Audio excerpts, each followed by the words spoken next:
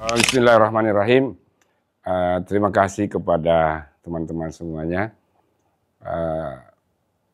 Tentu kedatangan Paus Fransiskus ke Indonesia ini memiliki makna yang cukup tinggi. Pertama,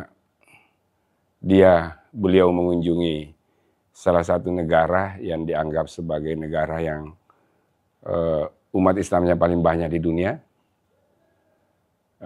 Yang kedua, tentu kunjungan ini di tengah-tengah situasi dunia atau global yang tidak menentu, baik itu masalah kemanusiaan maupun juga masalah lingkungan. Nah, kedua hal ini menjadi perhatian seluruh tokoh-tokoh dunia, terutama tokoh-tokoh agama.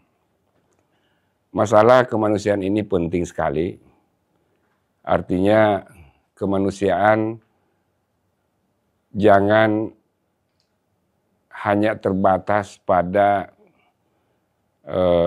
aktor-aktor tertentu yang ikut menyelesaikannya, akan tetapi figur-figur agama atau tokoh-tokoh agama atau pendekatan-pendekatan agama juga sangat penting di dalam penyelesaian masalah ini. Begitu juga masalah lingkungan. Kita sedang menghadapi satu persoalan yang kita kenal dengan global warming. Selama ini tentu aktor-aktor yang terlibat di dalam situ adalah yang memang memiliki latar belakang yang cukup tinggi tentang lingkungan. Nah, tokoh-tokoh agama juga penting untuk terlibat di dalam penyelesaian masalah ini. Karena ketiga agama ini, baik itu Islam maupun Kristen ataupun Yahudi, saya hakul yakin juga memiliki konsep-konsep yang terkait bagaimana melestarikan lingkungan hidup. Nah, oleh karena itu kalau kita lihat misi daripada kunjungan Paus ini ada 3 hal, yaitu masalah kemanusiaan, perdamaian, dan kasih sayang. Artinya bagaimana dunia ini betul-betul menempatkan manusia sebagai target utama di dalam segala hal. Artinya manusia hidup di dunia ini harus damai, manusia hidup di dunia ini harus aman dari berbagai ancaman, dan pada waktu yang sama manusia hidup di dunia ini harus aman dari malapetaka. Oleh karena itu bahaya-bahaya yang mengancam kita, misalkan pemanasan global dan lain-lain sebagainya, itu juga kita harus mengantisipasi melalui pendekatan-pendekatan agama. Nah, saya pikir itu misi besar tokoh agama ini berkunjung ke Indonesia. Kemudian hal lain yang perlu kita perhatikan bahwa Kristen adalah agama yang paling mayoritas di dunia ini. Lebih 2 miliar pemeluknya. Karena itu kedatangan tokoh agama ini ke Indonesia tentu menjadi satu penghargaan bagi kita semua, karena Indonesia dipilih sebagai salah satu negara tujuan. Dan ini juga menunjukkan bahwa Indonesia itu salah satu contoh negara yang sangat-sangat toleran.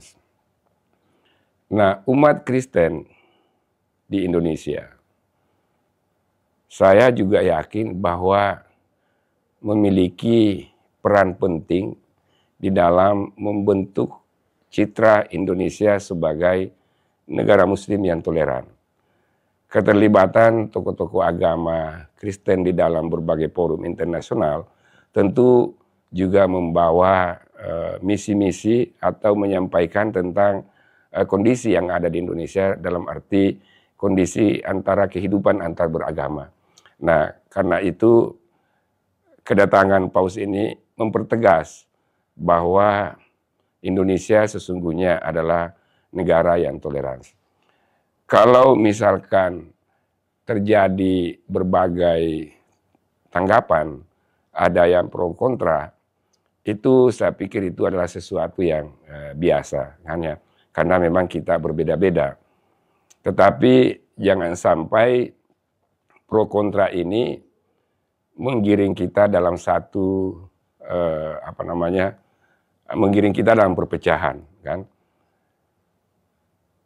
Kita harus memaknai kunjungan ini sebagai kunjungan kehormatan. Karena beliau adalah pemimpin negara dan juga pemimpin agama. Oleh karena itu kedatangannya memiliki dua dimensi. Selain dia sebagai pemimpin negara, juga dia sebagai pemimpin agama. Oleh karena itu sangat layak dan sangat wajar kalau negara dan juga tokoh-tokoh agama memberikan penghormatan kepada beliau yang layak dan yang sesungguhnya. Jadi kalau ada yang nyinyir atau ada yang menanggapi sebagai sesuatu yang negatif, itu sebenarnya karena tidak menempatkan diri sebagai pemangku kebijakan. Karena bagaimanapun beliau adalah tokoh agama dan tokoh negara yang harus diberikan pelayanan dan penghormatan yang sesungguhnya.